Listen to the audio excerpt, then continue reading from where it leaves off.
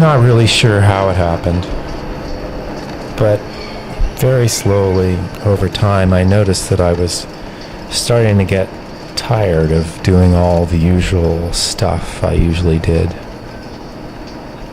I was tired of going places in cars and airplanes, and I got tired of always being in a rush. Making money, spending money. I'd had it with dutifully pushing boulders uphill, only to watch them roll back down again. But what was really getting to me was this state of anxiety that the whole thing seemed to create. I just couldn't seem to shake it. And I began to wonder where it was getting any of us anyway. I mean, were any of us really any better off for being locked in this maniacal state of capitalistic busyness? I just didn't know anymore. And so it started to feel like it was getting time to go for a walk. And maybe this time it was going to be a really long walk.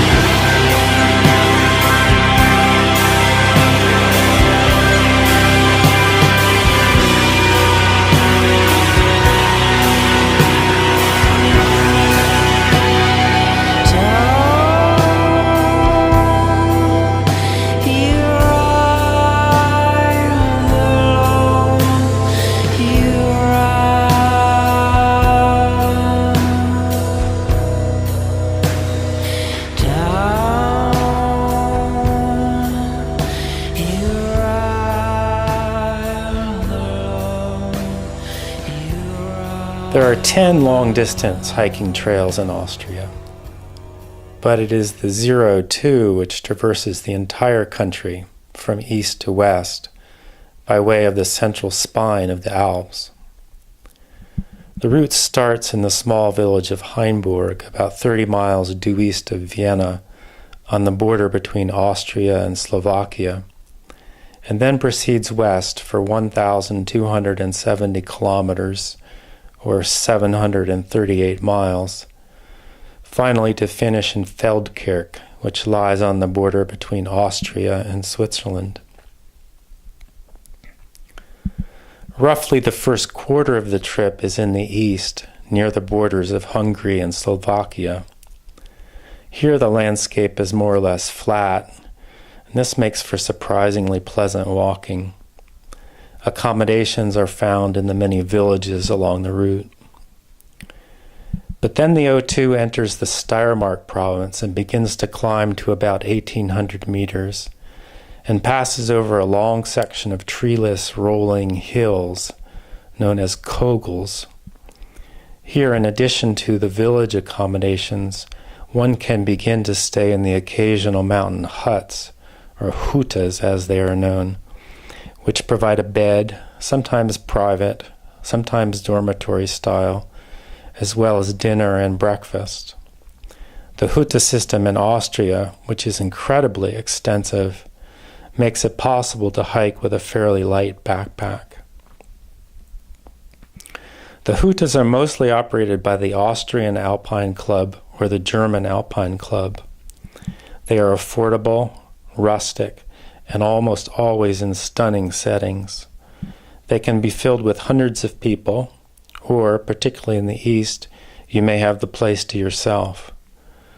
The location of the hutas in relationship to one another will determine the length of the day's hike, anywhere from 8 to 32 kilometers, with 20 kilometers being about the norm.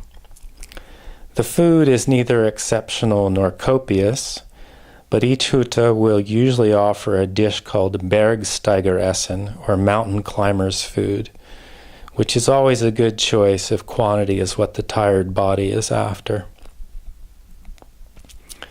At the ancient monastery of Seckau, dating from the 12th century, the Niederen Tauen, or lower mountains, begin. Here the hiking becomes strenuous, and there is nothing really lesser about these mountains. Beginning in the province of Salzburg, one begins to ascend into the Alps proper, or Hohe Tauen. Eventually the trail goes above 3,000 meters, 10,000 feet, and snow and glacier travel become common. Once one reaches the Tyrolean section, the route more or less follows the border between Austria and Italy, which is, I think, one of the most rugged mountain ranges in all the Alps. In this section, one is mostly staying in the mountain hutas at high elevations, which in the Tyrolean section, at the time of my visit, were fairly crowded with German hikers. The O2 is not a continuously marked trail the way, say, the Appalachian Trail or the Pacific Crest Trail is. Instead, one is constantly linking trails with a variety of numbers, not necessarily 0-2. Although I never got seriously lost, this did require a kind of constant vigilance and a lot of time with the maps.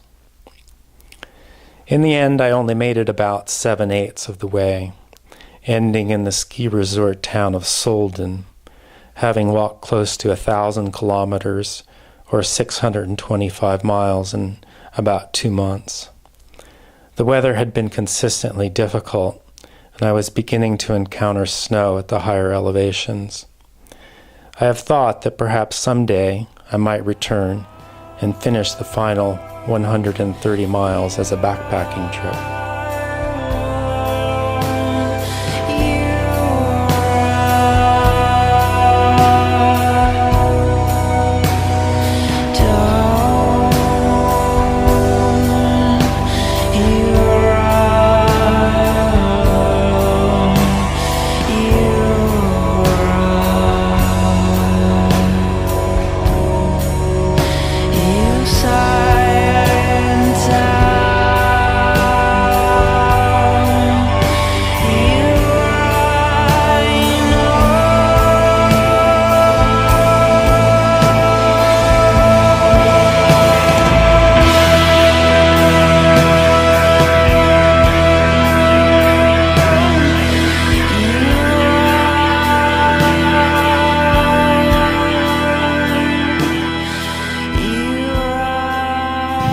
an interesting feeling to look back to the east and think, as far as the eye can see, which isn't very far in this case, I walked over that.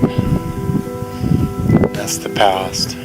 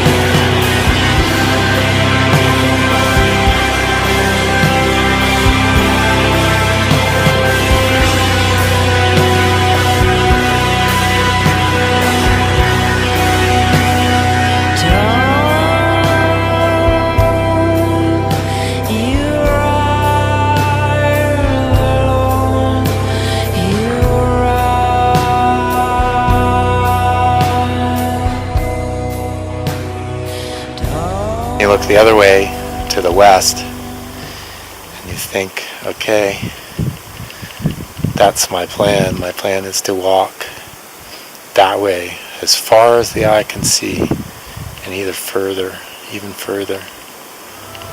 And that's the future.